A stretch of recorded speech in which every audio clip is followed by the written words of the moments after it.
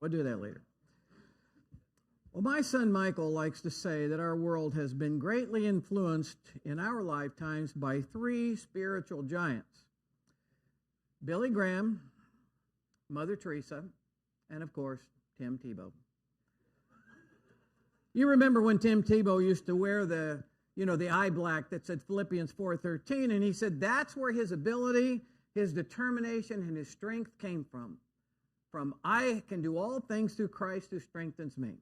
The fact that he was 6 feet 3 inches, 235 pounds, had nothing to do with it. In fact, I could have performed at the same level and achieved similar success at 5'9" and 140 pounds if only I had leaned on Christ to give me the strength to do it like Tim Tebow did.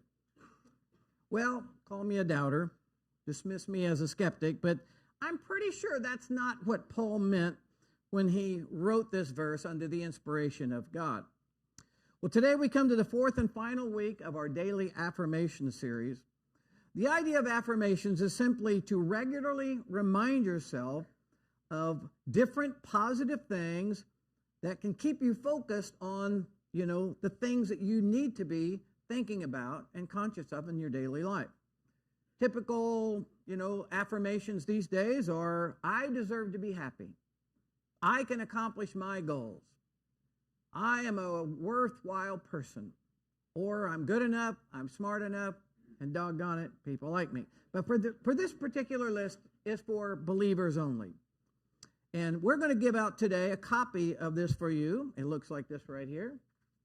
Hopefully you got one. If not, you'll get one later.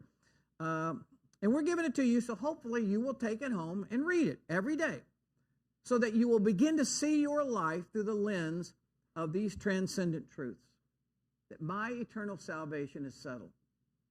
You think about that every day, and it will start to become a part, of how you feel. You say, my life is in God's hands, and I will count my blessings. And then today's, I can do all things through Christ who strengthens me.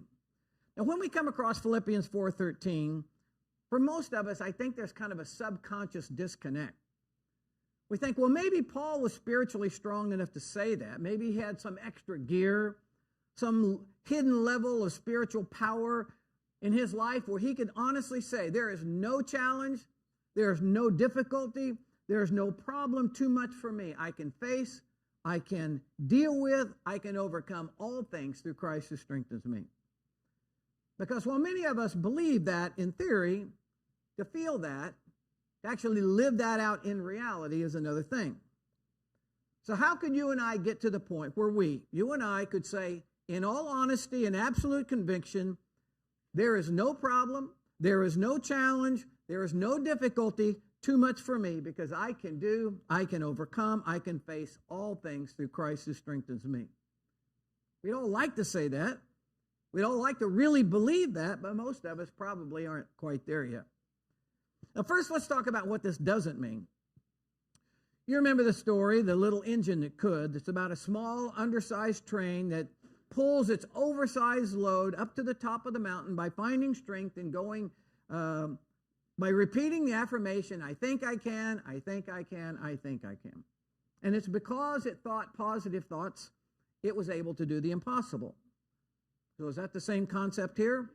If you just repeat every day, I can do all things through Christ, I can do all things through Christ, and maybe click your heels together like Dorothy did, you can do the impossible.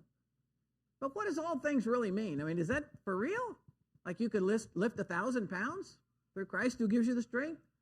You could jump off the stadium over there and not break a bone? You could walk on water like Jesus did? You could overcome a long sin vice or some addiction? You could be healed from a fatal disease, or you could achieve any and every goal you ever set for yourself, right? All things. Now, just because you say the magic words, I can do all things through Christ who strengthens me, doesn't mean you can then outrun Usain Bolt or do a high-flying slam dunk or jump in a pool and outswim Michael Phelps or hop on a bike and win the Tour de France, or as they say in Oklahoma, the Tour de France. The fact is, this is not like an abracadabra magic word where if you just say this, anything is possible and God will always come through for you. So today we're going to try to explore what does this verse really mean then, because there's still power in it. It's still true. Now, when you see the word strengthens that Paul uses here, in the original Greek language that the New Testament was written in, it's the word endunamo.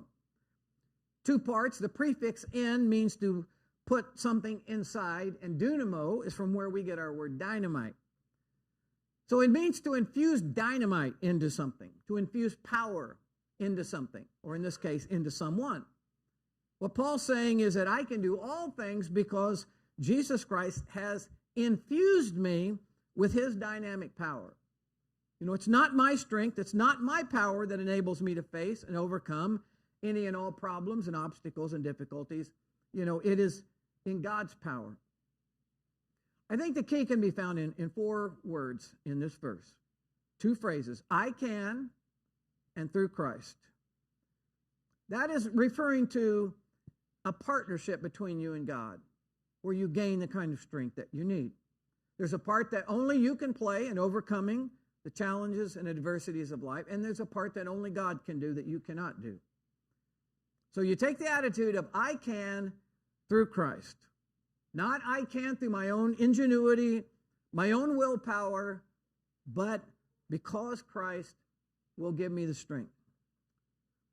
Now, before we go any further, I'd like to ask everybody here to take just a moment and to stop and think about what are the 1 or 2 biggest challenges facing you in your life right now.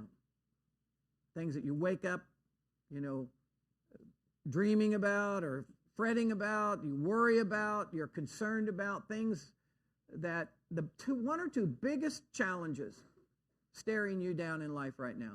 All right, just right now, everybody just identify a couple of things. You say, right now, the 2 biggest issues in my life, 2 biggest problems, the 2 biggest heartbreaks or heartaches are what?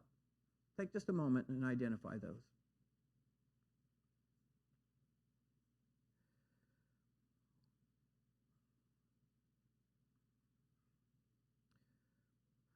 Well, I don't know your mind, but I would bet that some of you said things like a serious health issue.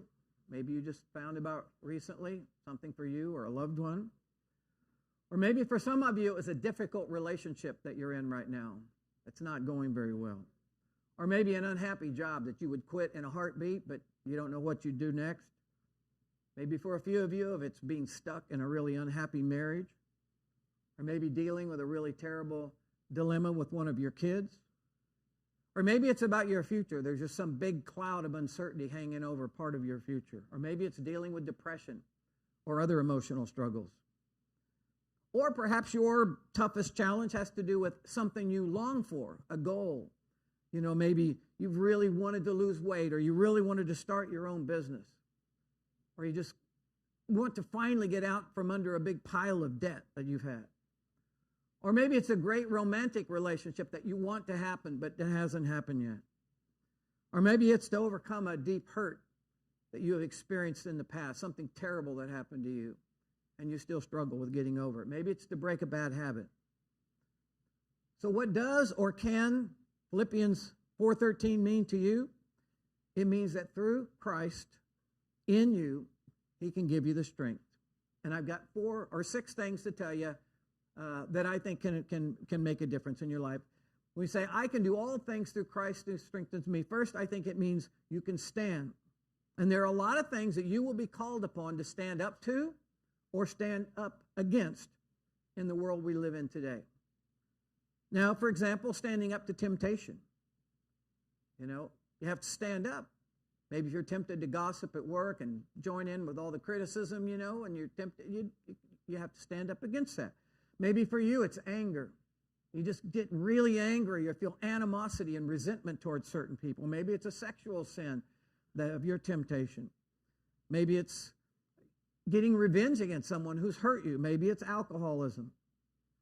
How about standing up against the onslaught of secularism, humanism, and relativism that permeates our culture today? You know, today there's no right or wrong anymore. Each person just defines morals according to their own opinions, right? There's no objective truth anymore. There's just my reality and your reality. And while we as Christ followers are not called to judge or to condemn, we are called to take a stand at times. To stand up for the Bible as God's inspired word, to stand for its teaching, about moral issues and even controversial issues. There's another aspect of this found in Psalm 82, as the Bible talks about, take a stand to defend those who cannot defend themselves. Sometimes we're in a position where we're called upon to do that. You know, over the years, I've taken a lot of things to this place of business, Kim's Alterations, and shirts that need to be sewn and different stuff for me or somebody in our family. And I've gotten to know Kim a little bit. And when I walk in, she always knows my name, and I've invited her to the church and stuff. So this week I went in there to leave something, and when I was done giving it to her, I said, you know, with all the anti-Asian things that are going on, you know, have you felt the effects of this? And she said that her business has been affected, that sometimes she overhears rude things said to her or family members and to some of her employees. And I thought it was interesting. She goes, I'm not even Chinese, I'm Vietnamese. Now here's a person who came to the U.S. about 25 years ago, took the correct steps to citizenship, started her own business from scratch. She now employs 15 to 20 other Asian women.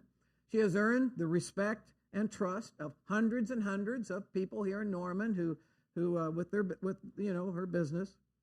And something like that should be admired, not belittled. And so when you and I see discrimination of any kind, mistreatment of any kind, especially toward people who cannot defend themselves, God calls us to be bold and to stand up for those who cannot stand up for themselves. So those are just a few examples of when we have the strength of Christ in us, we need to stand sometimes, and we can do that. A second thing, when you think about I can do all things through Christ who strengthens me, is I can achieve. In late April and early May, I'm going to do a 4-week series about Moses. And like a lot of us, Moses was plagued by a lot of self-doubt, insecurities. And I think all of us struggle with that from time to time. We might think, well, that person would never go out with somebody like me. Or I'd like to go to college and get a high-paying job one day, but that's not going to happen. I'm always going to be stuck where I am. Or I wish I could somehow quit smoking or drinking or other things that damage my health, but I've tried, I just can't. Or I'd love to reach a certain level in my career, but, that's not going to happen. Or I'd love to serve God and make a difference, but what could somebody like me do? Well, as Moses discovered, and you and I can too, that what God calls you to do, he will enable and equip you to do. Right? If he calls you to do something, he's going to enable you and equip you to do it. Now, when I was in high school, if I had said, I'm going to play in the NBA someday because I can do all things through Christ who strengthens me, there are a couple of issues with this. One, did God really call me to do that? And two, that's highly doubtful because he did not equip me to do that. I was 5 feet 9 inches, 140-pound white guy who couldn't shoot that well. There are lots of reasons I was not going to make the NBA. However, equally as unlikely at that time, God did call me into ministry. And everyone in my school, I was in my senior year of high school, my friends, the teachers, the coaches, the custodians all said, that's not going to happen. They did. Even my parents were like, maybe you should consider something else. I got to Bible college, and everybody said, you don't really fit in here. You're not like everybody else at Bible college. I moved to Norman. Everyone's like, so you're the pastor of the church? I was like, unfortunately, yes, I am. But God had actually called me. And over time, he equipped me, and he enabled me. And whatever God calls you to do, he won't call you to something that he's not going to enable and equip you to do, right? Third, it means I can trust. We say, I can do all things through Christ who strengthens me. We can learn to trust and maybe sometimes trust again. Easter is next Sunday, and the week after that, I'm going to do a 2-week series on whatever happened to, and the first week is on trust. I think it's no big surprise that today trust is at an all-time low. Lots of people don't trust politicians. Lots of people don't trust the media. Some people don't trust the police anymore. Some don't trust big business. Some don't trust public schools. We don't trust other nations. We don't trust each other. But to get through life, and to get through life the best way, requires the strength to learn to trust again, to trust a few people and to trust God. And I'll talk a lot more about that in a couple of weeks.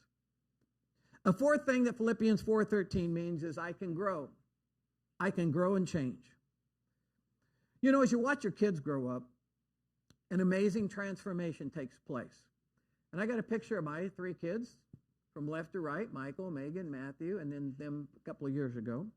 And they go from this little bitty thing to like grown, apparently adult-looking people. They're not really adults. They're here in the front row, but they're headed that way. It's crazy how they go from this to this. And most of you have witnessed that firsthand. But you know, as you get older, I've found change is harder.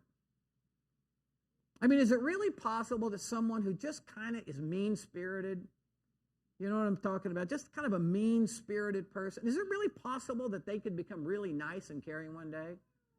Can that happen? Is it possible for someone who is always down on themselves?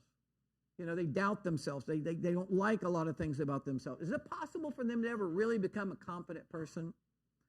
Is it possible for someone who just worries all the time? They're constantly worrying and talking about it, that they could actually experience a lot of inner peace one day? Can a person who suffers from depression ever be happy, really happy and positive again? The answer is yes. I have personally witnessed people who have experienced all of those transformations. In fact, I have experienced some of those transformations. I'm not saying it's easy. It is not. I'm not saying change is quick. It is not. However, it is a partnership between you and God, and unbelievable change can happen. Now, it might require some things like doing some counseling, maybe finding the right medication, maybe something simple like a list of daily affirmations that will help you to begin altering your focus and your thoughts. It might require being around the right people and limit your exposure to negative people. Start exposing your mind and spirit, to biblical and positive things. Now, I don't know how you are with this, but for me, external change and growth come a little easier than internal change and growth. For instance, if I had times I have needed to gain more control over the words that I say. Or things like, I know Jana likes to get her back scratched, and so that's an external thing. I can choose, okay, I'm going to do that right now. I'm going to, maybe stop buying so many guitars. Things like external things, say, I can change that. I find it much easier to change those things than to change thoughts or feelings inside of me. How I feel towards something or how I react to something. Mental, internal growth is more difficult for me. The opposite might be true for you. But change, really big, life-altering, significant change is possible over time through Christ who strengthens you. Now, here's a factor I think most of us don't really appreciate the power of, and that is, I can prepare. What I mean is, many people kind of just do life in such a way that they are under a near constant sense of stress. They're always feeling overwhelmed, frustrated, mentally, physically, and emotionally drained. And then something really bad or hard happens, and it's just too much. They just can't deal with it because they're already at, their RPMs are already in the red all the time. And so something bad happens, and it's just too much. There are ways to live your life that kind of charge your batteries up. But if something really difficult happens and your batteries are already almost drained, then you have no reserve strength to lean on. Let's say you're a runner, you see people running around town, and maybe you're one of them, and you run for exercise or maybe even competitively.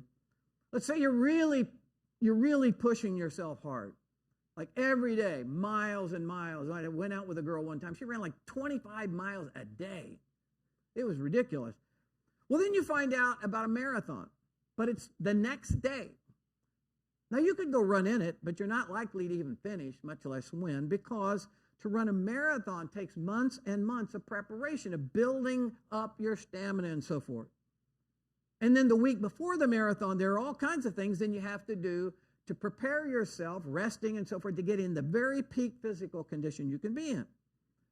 But people who are tired, physically, emotionally, mentally. People whose batteries are almost always on the very blink are incapable, ill-equipped to deal with a major crisis or adversity because they're already drained. So there are some things, a real way that you can make a difference. Now, there are certain things that happen in life there's almost no way to prepare completely for. All right? When you go to the doctor's office and they come back and say cancer, and then you have to wait to get a biopsy, and then you have to wait another couple of weeks to find out, there's almost no way to prepare for that. But if your batteries are charged, you know what I mean? You're in pretty good physical, emotional, and so forth shape, you can handle it better than someone who comes in who's just completely drained already. If you discover that your spouse has had an affair, there's no way to prepare for that, but you could be maybe in better shape than if your batteries were drained. Maybe you get laid off from your job.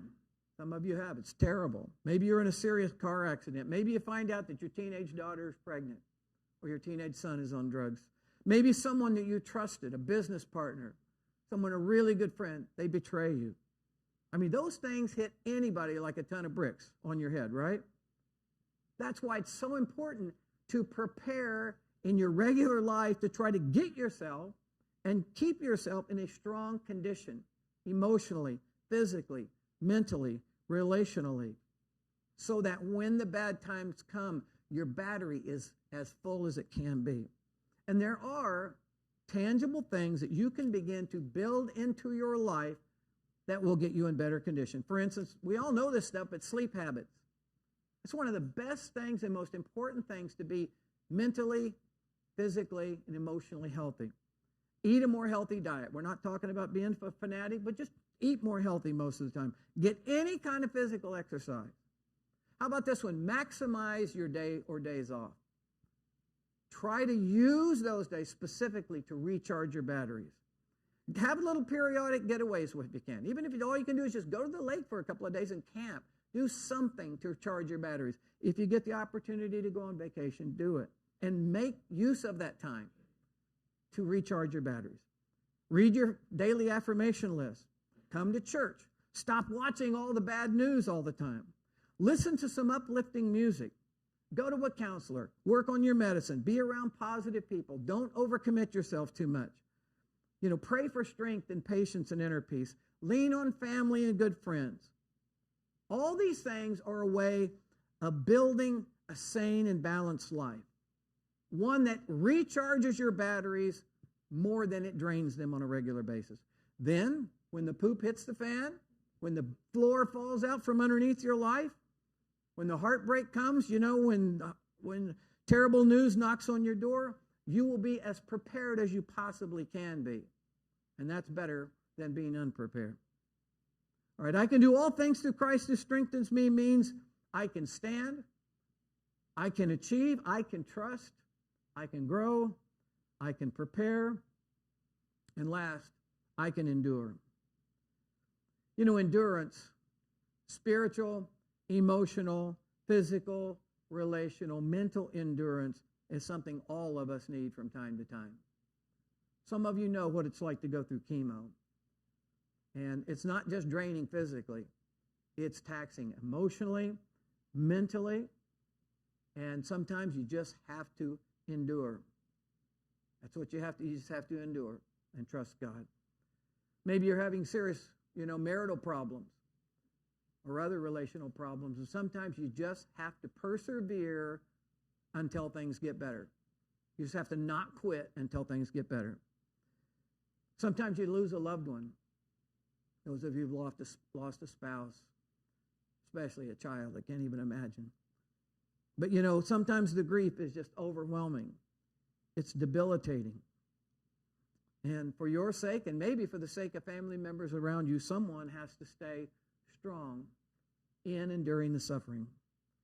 We all experience failure, whether it's in our careers, relational failures, financial failures, moral failures. We fail God. We fail ourselves. When you really lose your temper again, when you fall to that same temptation again, when you cave into depression again, When you take that drink that you promised yourself and other people you would never take, and you take it again, it requires a supernatural level of strength and endurance to just hang on and hang in, until things get better. When we go through really devastating times or events in our lives, we often wish there was just a fast forward button that we could push and just kind of speed it up and shorten our time of pain and suffering. Or maybe we push the rewind button so we can go back and get a do-over. Maybe this time make a better or different decision. Or sometimes we wish there was just a delete button. Just make the heartbreak and the regrets disappear. But as we all know, that is not how life works as long as we're living in this sin-tainted and fallen world. Something I have come to learn or am learning is that enduring through the really hard things in life can be made a little more bearable by gaining a better perspective. Like looking in the rearview mirror and counting the many, many times that God has come through for you in the past. Meaning he'll probably come through for you again, right? Maybe not exactly in the time frame that you wanted him to. Maybe not exactly in the way you thought he would, but he was faithful, and he did come through for you. Or you could think about the many good things that God has brought about in your life from the bad things that you've experienced before. You could think about that and get a little perspective.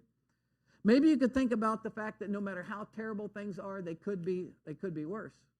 You see other people, and it's like, it could be worse. Or maybe you could think about one day you're going to be in heaven, and there will be no more pain or death or crushing disappointments. There will be no more tears or sorrows.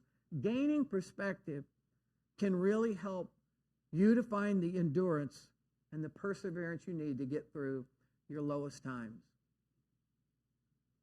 You may remember a week or so ago I talked about making God the foundation of your life.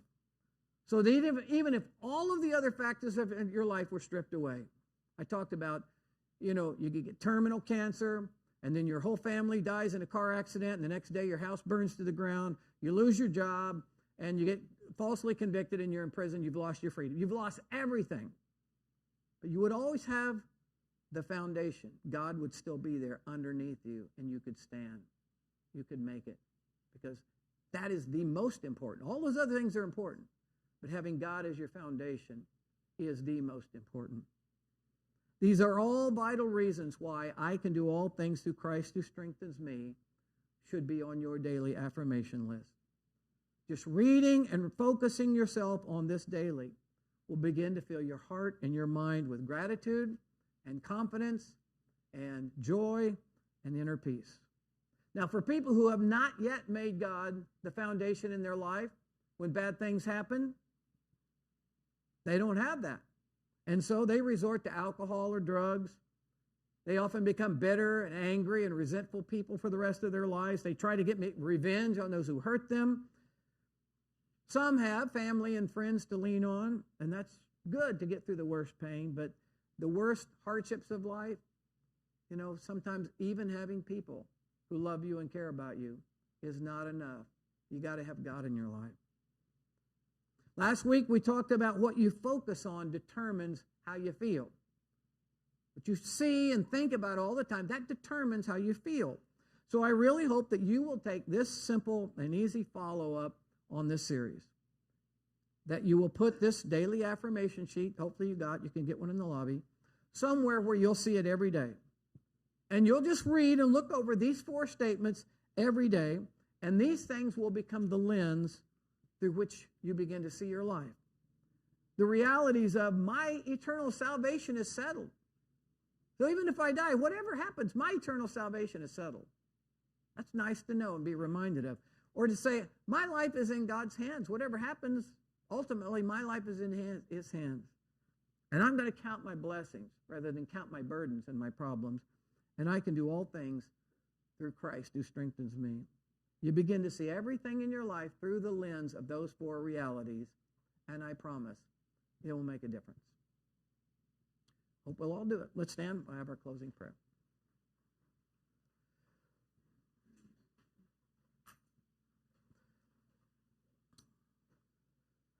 Lord, I'm thankful for the opportunity to have talked about these 4 important things this last week, and I pray that all of us, every one of us here, would take it seriously enough, and those watching at home would print this thing out, would take this thing home, and really allow these truths to just sink into our hearts and to become the foundation, to become the lens through which we look at our lives.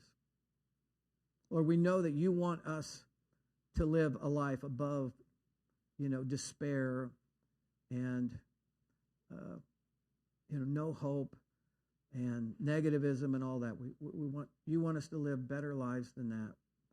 And so we pray that these daily affirmations would become the theme of our lives for the near future. And we pray all that in Jesus' name. Amen. All right, you guys, thanks for coming out. I'll see you next Sunday on Easter.